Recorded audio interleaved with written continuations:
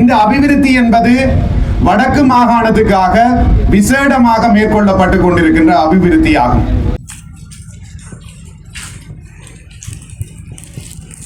மற்றும் நகர அபிவிருத்தி அமைச்சர் விமல் பத்நாயக் அவர்கள்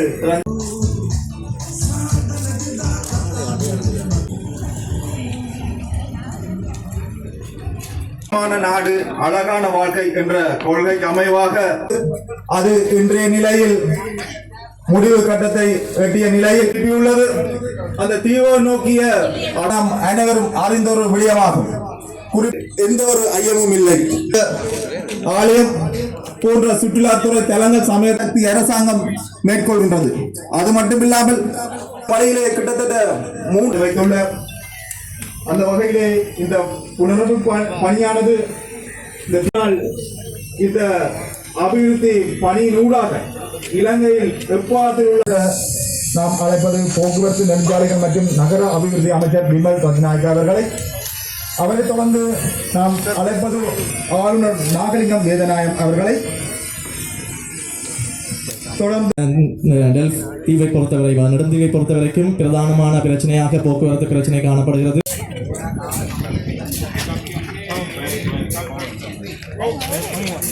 மேலே எல்லாரும் வந்தா பிரச்சனை இல்லை.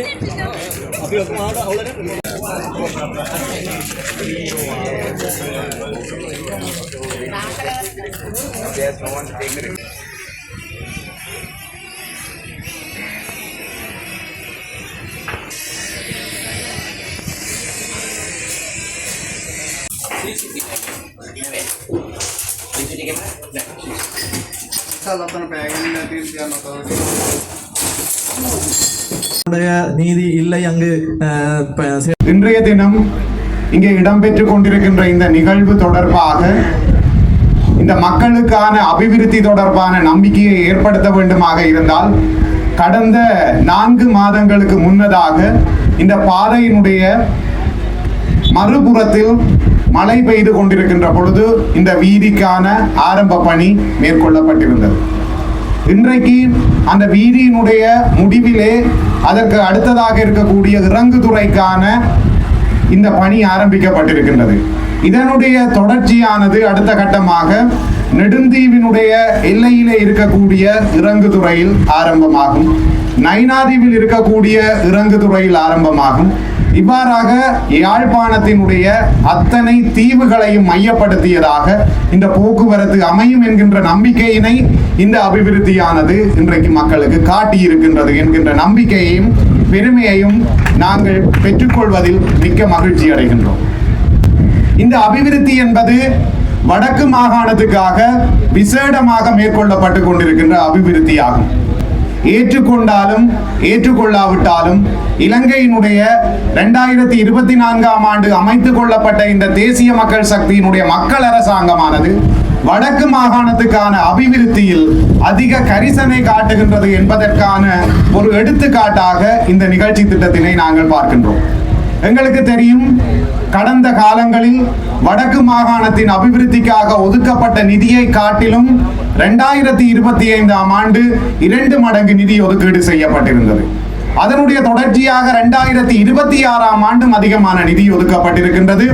குறித்துரைக்க வேண்டுமாக இருந்தால் இந்த போக்குவரத்து துறையை எடுத்து பார்ப்போமாக இருந்தால் வடக்கு மாகாணத்தின் கீழ் நேரடியாக வடக்கு மாகாண வீதி அபிவிருத்தி திணைக்களத்துக்கு கிட்டத்தட்ட 1240 மில்லியன் 2026ஆம் ஆண்டுக்கு ஒதுக்கப்பட்டிருக்கின்றது. அது தவிர வடக்கு மாகாணத்தின் கீழாக உள்ளூராட்சிகளினுடைய வீதி அபிவிருத்திக்காக கிட்டத்தட்ட 640 மில்லியன் ரூபாய் ஒதுக்கீடு செய்யப்பட்டிருக்கின்றது. ஆக மொத்தத்தில் 2026ஆம் ஆண்டினுடைய வடக்கு மாகாணத்தில் இருக்கக்கூடிய மாகாண மற்றும் உள்ளூராட்சி வீதிகளை விருத்தி செய்வதற்காக மத்திய அரசாங்கமானது விசேட மாகாண நிதி ஒதுக்கீட்டுக்கு கீழாகவும் அந்த அமைச்சுக்களுக்கான நிதி ஒதுக்கீட்டுக்கு கீழாகவும் கிட்டத்தட்ட 1740 தொடக்கம் 1840 மில்லியன் ரூபாய் வரை ஒதுக்கீடு செய்திருக்கின்றது 2026ஆம் ஆண்டு.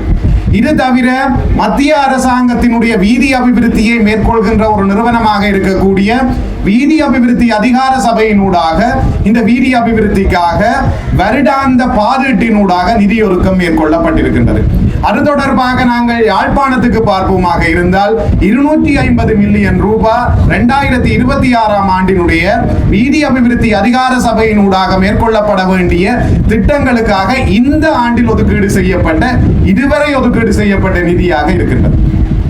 இதில் இதுவரை ஒதுக்கீடு செய்யப்பட்ட நிதி என்று சொல்வதற்கு காரணம் இந்த ஆண்டில் மீண்டு வரக்கூடிய மாதங்களில் கூட ஒதுக்கங்கள் நடைபெற வாய்ப்பு இருக்கின்றது. அதற்கு உதாரணம் 2025ஆம் ஆண்டு ஆரம்பத்தில் யாழ் மாவட்டத்துக்கு 1000 மில்லியன் வீதி அபிவிருத்திக்கு ஒதுக்கப்பட்டிருந்தும் கூட பின்னர் அரை ஆண்டு கடந்ததன் பின்னர் யாழ் மாவட்டத்திலே மேற்கொள்ளப்பட்ட வீதி மாவட்ட ஒருங்கிணைப்பு குழு கூட்டத்தில் வருகை தந்திருந்த அமைச்சர் அவர்களிடம் தீவகத்தை பிரதிநிதித்துவப்படுத்தக்கூடிய உள்ளூராட்சி அதிகார சபைகளினுடைய தவிசாளர்கள் மற்றும் மக்கள் தங்களினுடைய தீவக பகுதிகள் தொடர்ச்சியாக அபிவிருத்தியில் பின்தள்ளப்படுவது தொடர்பாக குறிப்பிட்ட மறுகணமே 250 மில்லியன் ரூபாய் மேலதிகமாக தீவகங்களுக்காக ஒதுக்கப்பட்டிருந்தது கடந்த ஆண்டினுடைய பிற்பகுதிகளில்.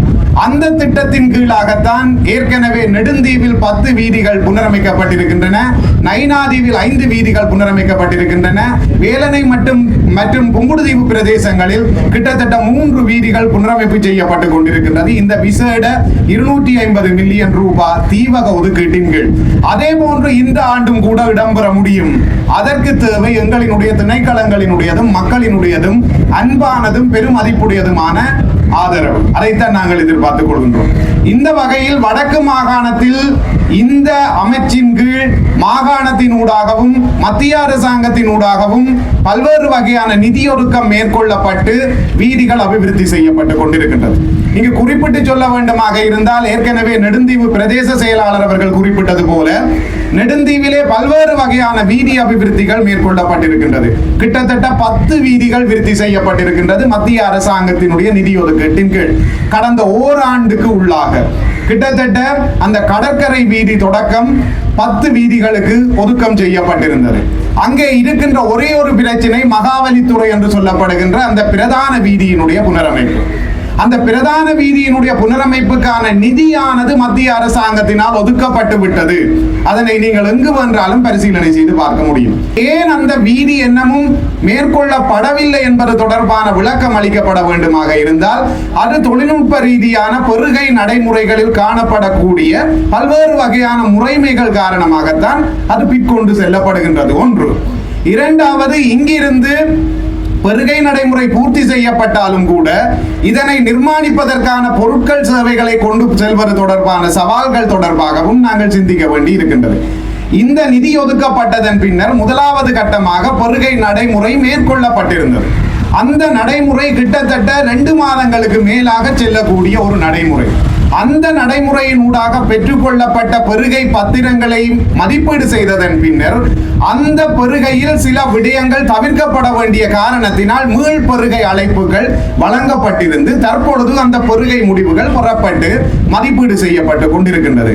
இந்த நிலைமைகள் அத்தனையும் சரியாக செய்யப்பட்ட பின்னர் தான் வீதியை நாங்கள் அமைப்பதற்கான அந்த ஒப்பந்தத்தினை ஒப்பந்ததாரரிடம் கையளிக்க முடியும். அவ்வாறு இல்லாமல் எழுந்தமானமாக வீதிகளை அமைப்பதன் வழியாக இங்கு வீணாக்கப்பட இருப்பது 117 மில்லியன் ரூபாய் இலங்கை மக்களினுடைய ஒரு வரிப்பணம். ஆகவே அது தொடர்பாக சரியான நடைமுறைகளை மேற்கொள்ளப்பட வேண்டும் என்கின்ற ஒற்றை நோக்கத்திற்காகத்தான் இந்த தாமதம் இடம்பெற்றுக் கொண்டிருக்கின்றது. இந்த தாமதத்தின் பின்னால் கடந்த ஆண்டு 10 வீதிகள் அங்கு நிர்மாணிக்கப்பட்ட விடயங்கள் மறைக்கப்பட்டிருக்கின்றது. வீதிகள் தவிர அங்கே தற்பொழுது கடந்த வாரம் மாகாணத்தினுடைய நிதி ஒதுக்கின் கீழாக நிர்மாணிக்கப்பட்டிருந்த ஒரு இறங்கு துறைக்கு அண்மையில் இருக்கக்கூடிய ஒரு இளைப்பாறு மண்டபமும் அதனோடு இணைந்த கடை தொகுதியும் திறந்து வைக்கப்பட்டிருக்கின்றது. இந்த செயற்பாடு நெடுந்தீவில் மேற்கொள்ளப்பட்டிருக்கின்றது. இதனை தவிர பேருந்து ஒன்று வழங்கப்பட்டது தொடர்பாக சொல்லி இருந்தார். அதனை விட மிக முக்கியம் எரிபொருள் நிரப்பு நிலையம். இலங்கையில் தற்பொழுது எரிபொருள் நிரப்பு நிலையங்கள் தொடர்பாக பல்வேறு வகையான அனுமதி பத்திரங்கள் வழங்குவதில் பிரச்சனைகள் இருக்கின்ற பொழுதும் கூட கூட்டுறவு கட்டமைப்போடு இணைந்த வகையில் கடந்த அடிக்கல் நாட்டப்பட்ட அதே நாளில் இங்கிருக்கக்கூடிய கூட்டுறவு அமைப்புகளுக்கும் அரசு அமைப்புகளுக்கு இடையிலேயும் ஒப்பந்தம் செய்யப்பட்டு தற்பொழுது அதற்கான அனுமதியை பொறுப்பதற்கான சுற்றாடல் சான்றிதழ் பெறப்பட்டிருக்கின்றது. அது தவிர அபிவிருத்தி தொடர்பான நகர அபிவிருத்தி அதிகார சபையினுடைய சான்றிதழ் பெறப்பட்டிருக்கின்றது. இந்த நடைமுறைகள் முடிந்த பின்னர் நிச்சயமாக அந்த எரிபொருள் நிரப்பு நிலையம் நெடுந்தீவில் அமைக்கப்பட இருக்கின்றது. இது தவிர மகா வித்தியாலயத்துக்கான சுற்றுமதில் அமைப்பதற்கான நிதி ஒதுக்கீடு விசேட ஒதுக்கீட்டின் கீழ் செய்யப்பட்டிருக்கின்றது. இது தவிர நான் நினைக்கின்றேன் குழந்தை ஜேசு கடற்தொழிலாளர் சங்கம் என்று நினைக்கின்றேன் சரியாக இருந்தால் அவர்களுக்கான இளைப்பாறு நிலையமானது நெடுந்தீவிலே கட்டி கொடுக்கப்பட்டிருக்கின்றது. இவ்வாறான விடயங்கள் நெடுந்தீவில் இந்த அரசாங்கத்தினால் மேற்கொள்ளப்பட்டு கொண்டிருக்கின்றன.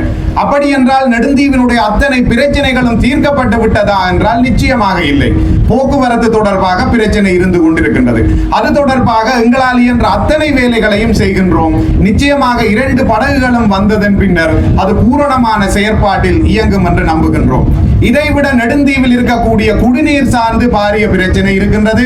அந்த ஆரோ பிளான் மூலம் கொடுக்கப்படுகின்ற அந்த குடிநீரில் இருக்கின்ற பிரச்சனையை தீர்க்க வேண்டிய தேவை இருந்தது. கடந்த வாரம் நீர்வளங்கள் வடிகால் அமைப்பு சபையிடம் கோரிக்கை வழங்கப்பட்டதன் அடிப்படையில் அந்த நீரை செப்பனிட்டு வழங்குவதற்கான அந்த கருவி மீள புதுப்பிக்கப்பட்டு பூட்டப்பட்டதாக அறிகின்றேன். ஆனால் இது போதாது என்பது எங்களுக்கும் தெரியும்.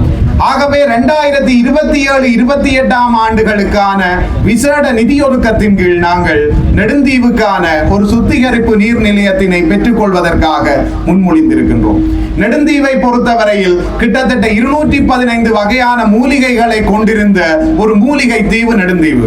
இன்றைக்கு அதனை பாதுகாப்பதற்கான முயற்சிகள் மேற்கொள்ளப்படாமல் இருக்கின்ற இந்த சந்தர்ப்பத்தில் 2027-28 நிதியொதுக்கத்தின் கீழ் நாங்கள் அரசாங்கத்தை கேட்டிருக்கின்றோம். ஒரு மாதிரி மூலிகை தோட்டம் ஒன்றை அமைப்பதற்கு நெடுந்தீவுக்கு நிதி ஒதுக்கீடு செய்ய சொல்வது தொடர்பாக எங்களினால் ஒரு கேள்வி சமர்ப்பிக்கப்பட்டிருக்கின்றது அரசாங்கத்துக்கு.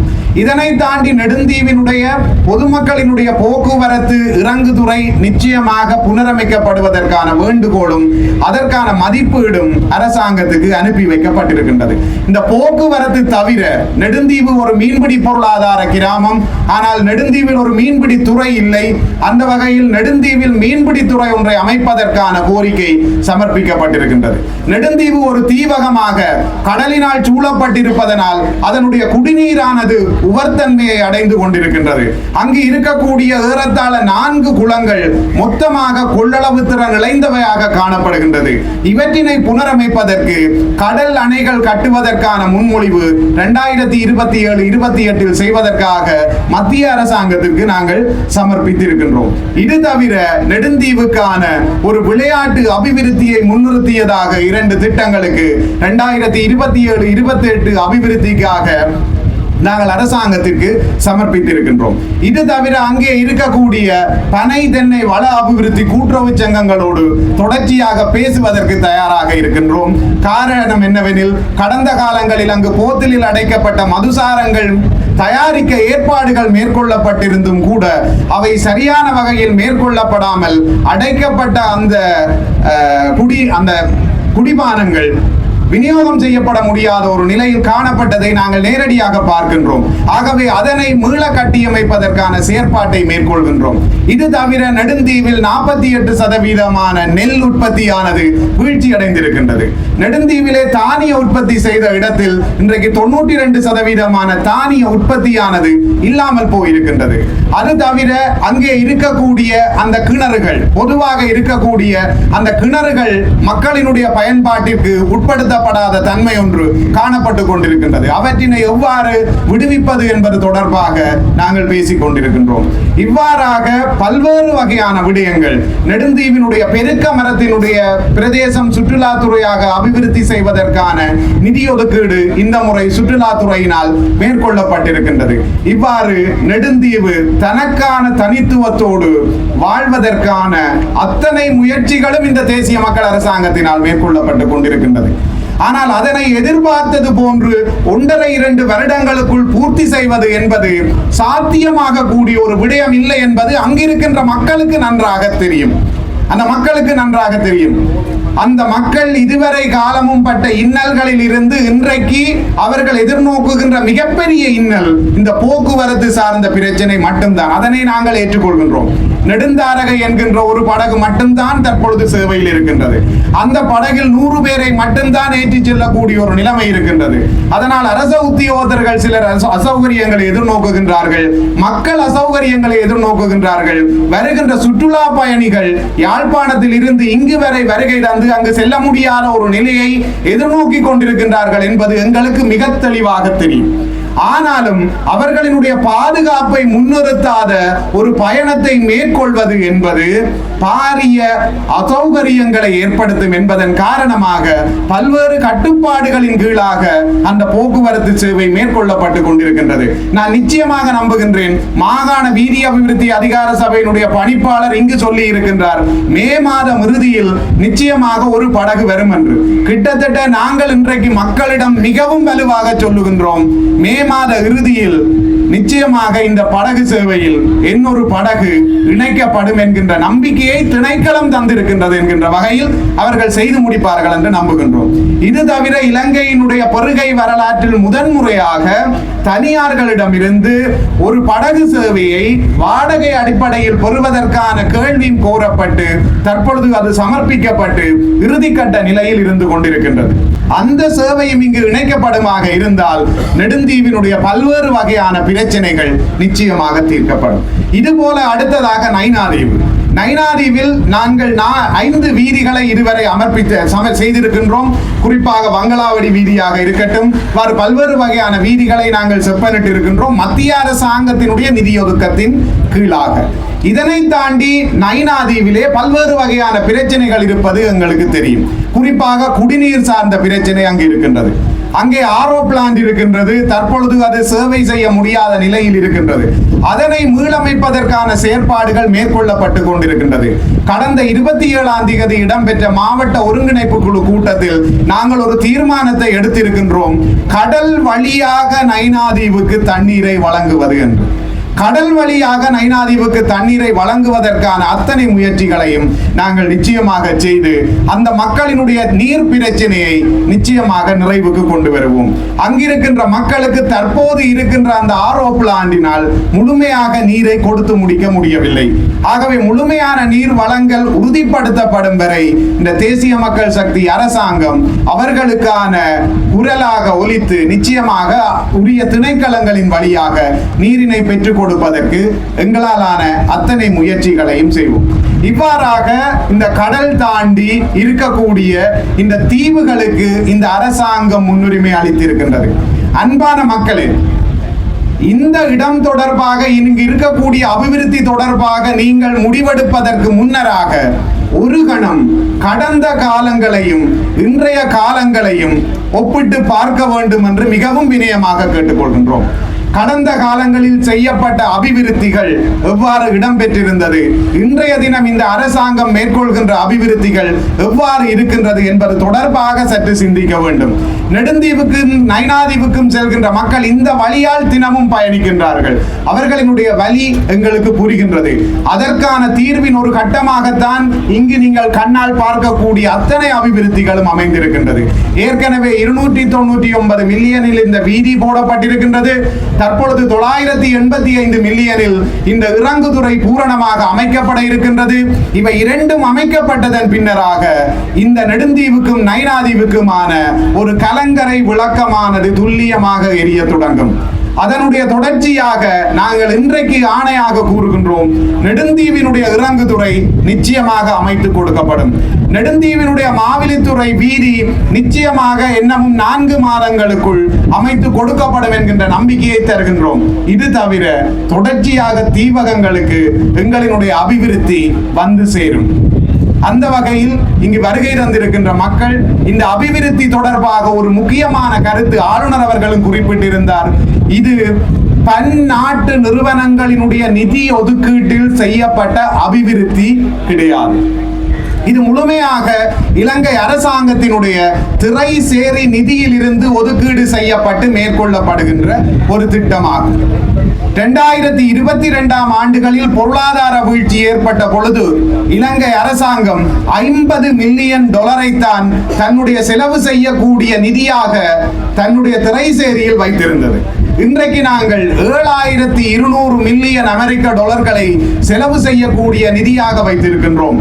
அந்த நிதிகளின் ஊடாகவும் சுங்க திணைக்களம், போக்குவரத்து சபை போன்ற பல்வேறு வகையான திணைக்களங்கள் தற்பொழுது லாபம் ஈட்டுகின்ற செயற்பாட்டினை மேற்கொள்வதனால் கிடைக்கின்ற வரி வருமானங்கள் ஊடாகவும் மக்கள் தாங்களாகவே வருமான வரி மற்றும் ஏனைய வரிகளை முன்வந்து செலுத்துவதனால் கிடைக்கின்ற மேலதிக வருமானங்களின் வழியாகவும் தான் இந்த செலவுகள் மேற்கொள்ளப்படுகின்றது.